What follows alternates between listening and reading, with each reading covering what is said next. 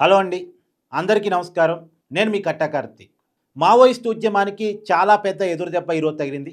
గత కొంతకాలంగా కేంద్ర ప్రభుత్వం ఆపరేషన్ కగారు పేరుతోటి మావోయిస్టుల మీద ఎలాంటి ఉక్కుపాదం మోపుతుంది అన్నటువంటి విషయం మీ అందరికీ తెలుసు.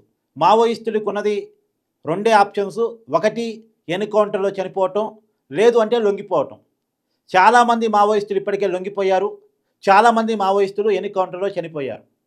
ఈరోజు కీలకమైనటువంటి ఎన్కౌంటర్ జరిగింది మన ఆంధ్రప్రదేశ్లో.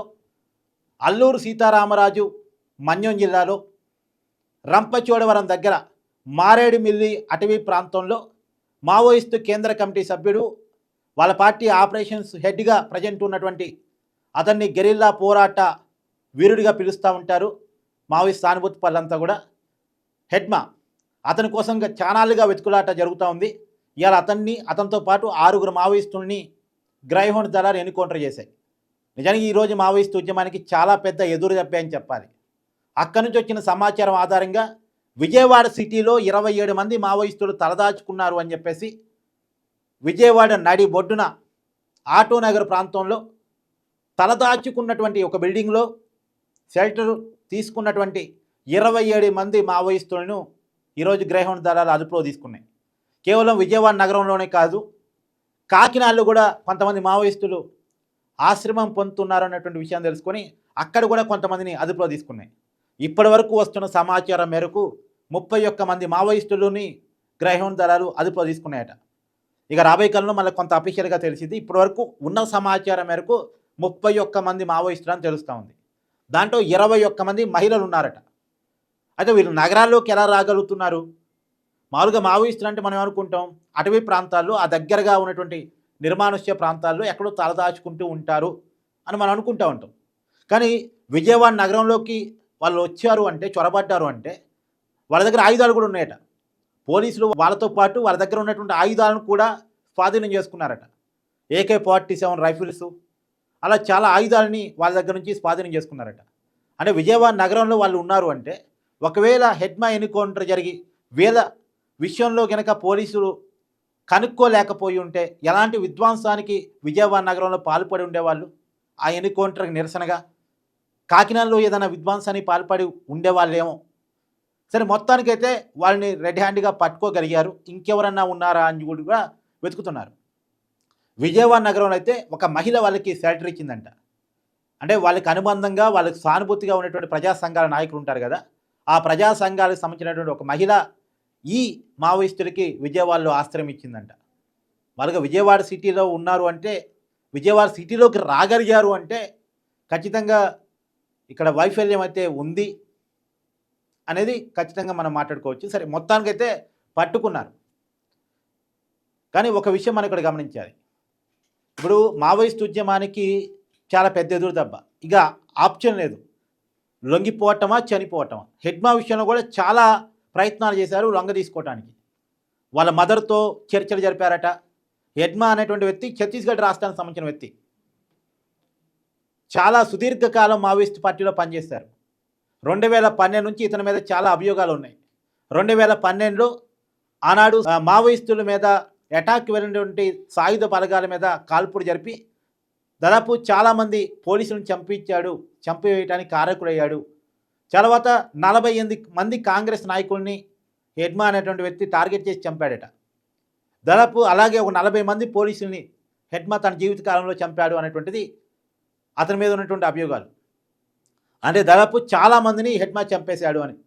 అది పోలీసులను అయితే కావచ్చు, కేంద్ర గ్రైహౌండ్ బలగాలను అయితే కావచ్చు, లేదు రాజకీయ నాయకుల్ని కావచ్చు, మొత్తంగా చాలామందిని 10ల సంఖ్యలో ఎన్కౌంటర్ చేసి వాళ్ళని చంపాడు అనేటువంటిది అతని మీద ఉన్నటువంటి అభియోగాలు. మొత్తానికి అతన్ని చంపటం, మావోయిస్ట్ ఆపరేషన్స్ అన్ని ప్రజెంట్ అతనే నిర్వహిస్తూ ఉంటాడు. అతన్ని చంపటం మావోయిస్ట్ ఉద్యమానికి ఒక కీలకమైన దెబ్బే. ఇక మావోయిస్టులు కూడా ఆలోచించుకోవాలి. ఇక బతికే పరిస్థితి లేదు, తుపాకులు పట్టుకొని ఉండే పరిస్థితి లేదు. సమాజంలోకి వచ్చి వాళ్ళ సిద్ధాంతాన్ని ప్రజలకు చెప్పే ప్రయత్నం చేయాలి. మావో కూడా చెప్తూ ఉంటాడు. మావో చెప్పింది ఏంది అసలు? ప్రజల చైతన్య స్థాయిని బట్టి పోరాట రూపం ఉండాలి అంటాడు.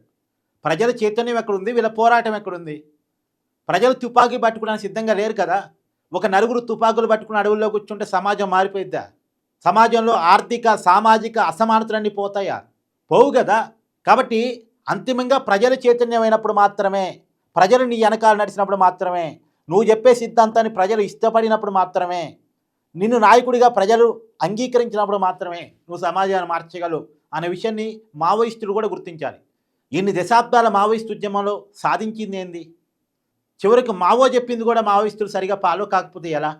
అంతిమంగా ప్రజలు తిరుగుబాటు చేయాలి వ్యవస్థ మీద తప్ప, ఒక నలుగురు తుపాకులు పట్టుకొని అడవుల్లో పోయి తిరుగుబాటు చేస్తున్నామంటే రాజ్యం వాళ్ళని ఈజీగా అణచివేయగలిగింది కదా.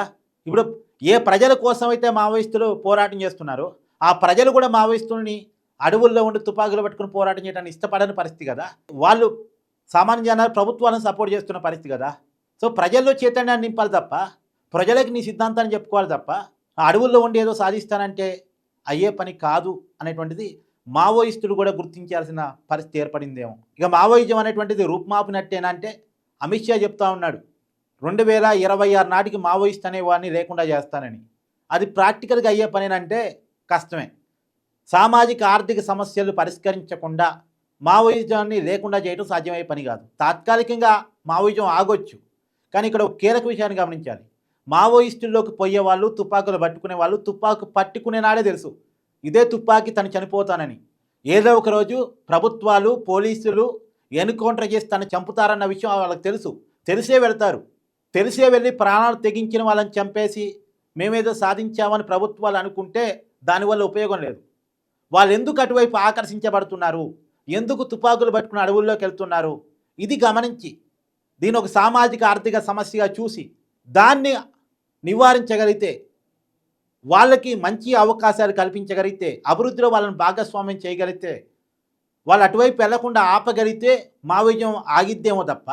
అంతేగాని మళ్ళీ మావోయిస్టులో చాలామంది చదువుకున్న వాళ్ళు ఉంటారు, గోల్డ్ మెడలిస్టులు ఉంటారు, టెక్నికల్ నాలెడ్జ్ ఉన్న వాళ్ళు ఉంటారు. ఏదో నాకు సినిమా గుర్తొస్తూ ఉంది, ఐ థింక్ శ్రీకాంత్, రవితేజ వాళ్ళు కూడా ఉన్నట్టున్నారు సినిమాలో. ఒక మందు పాత్రని పోలీసు వెలికి తీయలేకపోతే ఒక మావోయిస్టు బయటికి తీస్తాడు. అదే ఆ మందు పాత్రని డిస్మాండిల్ చేస్తాడు.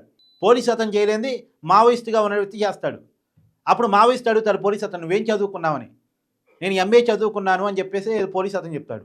మరి మీరేం చదువుకున్నారంటే నేను బీటెక్ గోల్డ్ మెడలిస్ట్ అని చెప్తాడు. బీటెక్ గోల్డ్ మెడలిస్టుగా ఉన్న వ్యక్తి మావోయిజానికి ఎందుకు వెళ్ళామంటే నేను ఎదుర్కొన్న వివక్ష వల్ల వెళ్ళాను, నాకు ఎదురైన పరిస్థితుల వల్ల వెళ్ళాను అని చెప్తాడు. అలా చాలామంది టాలెంటెడ్ పర్సన్స్ ఉన్నారు, చాలా మంచి మంచి మేధావులు ఉన్నారు మావోయిస్టుల్లో. ఇన్ని దశాబ్దాలుగా ఉద్యమం బతికిందంటే ఏదో అల్లరి చిల్లరగాళ్ళు పోతే ఉద్యమం బతకలే. చాలా మేధో సంపత్తితోటి, చాలా ప్లానింగ్ తోటి, చాలా క్రమశిక్షణ తోటి, చాలా లాయల్టీ తోటి, చాలా సిద్ధాంత బలంతో మావోయిజం నడిచింది కాబట్టే ఇన్ని దశాబ్దాలుగా బతికింది. ప్రభుత్వం, సైన్యం, పోలీసులు ఇంతమంది కలిసి ఇన్ని దశాబ్దాలుగా పోరాటం చేస్తున్న మావోయిస్టులుగా ఇంకా ఉన్నారు అంటే, ఆర్కే లాంటి పెద్ద పెద్దోళ్ళని చంపినప్పటికీ కూడా ఇంకా మావోయిజం బతుకుంది అంటే ఎక్కడుంది? దాని పునాది ఎక్కడుంది? సమస్యల్లో ఉంది, సమాజంలో ఉంది. దాన్ని ప్రభుత్వాలు గుర్తించాలి. నిజానికి ఒక 10 మందిని అటాక్ చేయడానికి వేలాది మంది, లక్షలాది మంది సైన్యాన్ని, టెక్నాలజీని ఉపయోగించి పనిచేస్తూ ఉన్నారు. కేవలం 10ల సంఖ్యలో ఉన్న మావోయిస్టుల మీద వందలాది మంది రోజువారీగా పనిచేస్తూ ఉన్నారు. డైరెక్ట్గా పోరాడే సైన్యం కావచ్చు, వెనకాల బ్యాక్ ఎండ్ టీం కావచ్చు, టెక్నాలజీ టీం కావచ్చు. అయినా సరే ఇంకా మావోయిజం బతుకుతుంది అంటే దానికి మూలం ఎక్కడుంది అనేది ప్రభుత్వాలు గుర్తించాలి. సరే, ఏదేమైనా మావోయిస్టు సమస్య మీద మీ అభిప్రాయాన్ని కామెంట్ రూపంలో తెలియజేయండి. కానీ వాళ్ళు అర్బన్ ప్రాంతాల్లోకి రాగలిగారు అంటే మాత్రం కొంత ఆశ్చర్యంగా ఉంది. అంటే ఒక విజయవాడలోనే ఉన్నారా, కాకినాడలోనే ఉన్నారా, ఇంకెక్కడెక్కడ ఉన్నారు, దాన్ని కూడా ఫైండింగ్ చేయాల్సినటువంటి అవసరం ఉంది అనేటువంటిది నా వాదన. సరే, మావోయిస్టు ఉద్యమం మీద మీ అభిప్రాయాన్ని కామెంట్ రూపంలో తెలియజేయండి. Thank you.